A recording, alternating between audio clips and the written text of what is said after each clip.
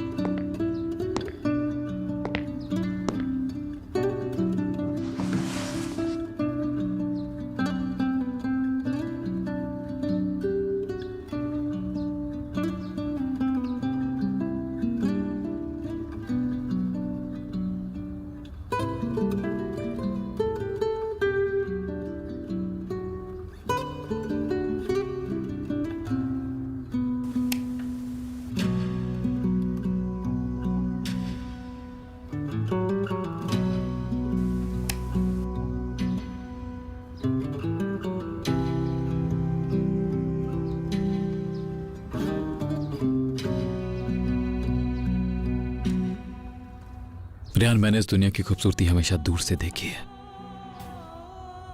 अपनी खुशी को, अपनी फैमिली को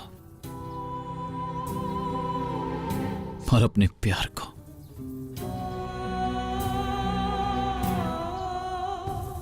और अब तुम्हें भी रियान, बहुत सी बातें हैं तुमसे करने के लिए, लेकिन तुम मुझे सुन ही नहीं पा रही हो रियान।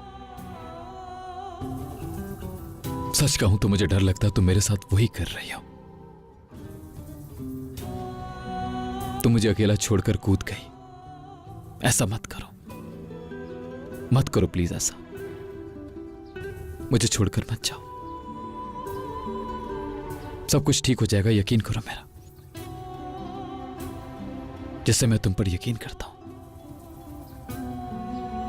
और मैं तुम पर हमेशा यकीन करूंगा। बेटा,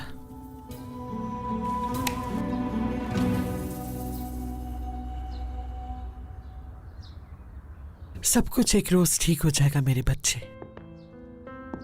एक दिन इन सारे दुखों का खात्मा हो जाएगा और नई सुबह नमूदार होगी। लेकिन कब दादी जान? ज्यादा दूर नहीं वो वक्त, बहुत जल्द।